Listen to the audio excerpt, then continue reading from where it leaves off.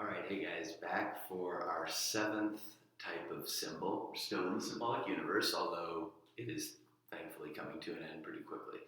Last time we talked about social locations as being these socially important personal attributes that people have.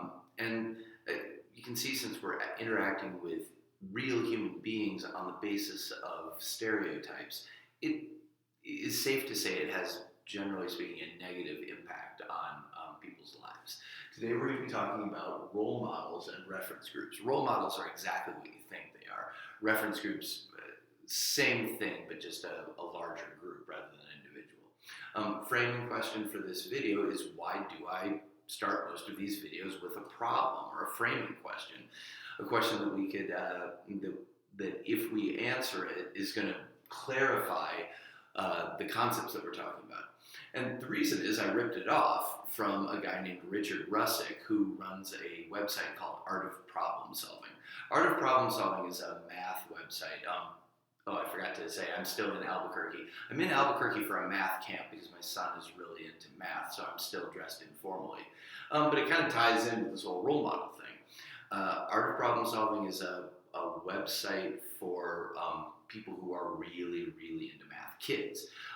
Teaches math at this insanely high, complex level, but does it really well. And one of the devices that they use is the founder, Richard Russick, doing videos like this, although his are way more polished than mine, and helping kids solve what at first seemed to be pretty difficult math problems, but breaking them down in very simple ways. So essentially, the reason that I teach like this is because of Richard Russick being my role model. Definition, although it's exactly the term that you think it is. A role model is a person who serves as an example to be emulated. Reference groups basically takes that concept of an individual that we look up to and try to shape and just to get us back into the ideas, the main ideas that we're talking about. All of this is a machine that produces thoughts and behaviors.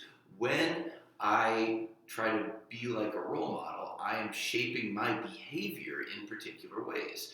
And to the extent that a lot of people step into a machine that has a symbolic universe, and role models being a thing we attach meaning to, are acting in those ways, we see patterns of behavior come out the other way.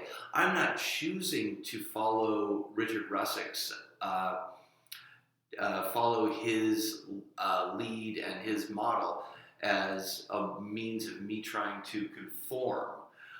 What I'm doing is trying to do a good job. But if all of us are using sort of similar, and not all of you are going to use Richard Russick, but you have role models, and out of the 300 million of us, there's a lot of overlap in the role models we have. What ends up happening because of that, even though I'm choosing mine for individual reasons, we end up having behaviors that are patterned. But I said all that as a parenthetical when I was trying to talk about reference groups. Reference groups can be defined as a group used as a standard for evaluating yourself. So for example, I don't just look at Richard Russick as a role model, but I look at teachers who do a good job online. The people who do crash courses also are role models of mine. But if I kind of wrap them up, we could say there's a reference group of online instructors or video instructors that I use as standards for evaluating what I do. Okay, that's it. That's it for this. In conclusion, we can think of role models as having generally a positive effect. I mean, it's certainly possible that you could end up with a role model who, because you think they're cool and they're doing drugs or whatever, they become somebody that you emulate in a negative way. But generally speaking, role models kind of help us. And it's the opposite of the effect that social locations have. Social locations, generally speaking, I would argue, have a negative effect on society.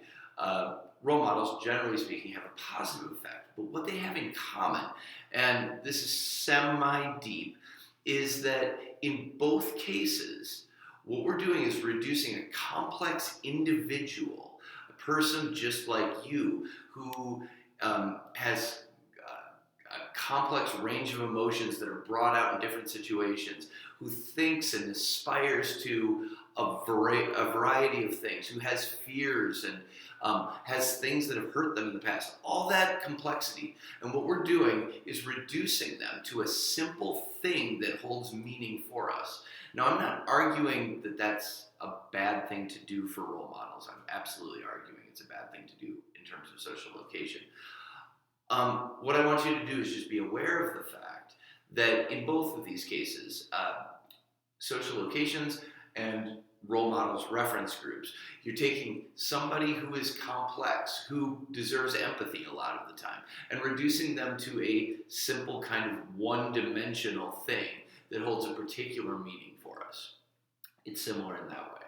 Okay, I will be back with another video, and the next video is, we're going to go a step deeper into not role models or reference groups, but any individual, even individuals that you know well. I'll see you in that video.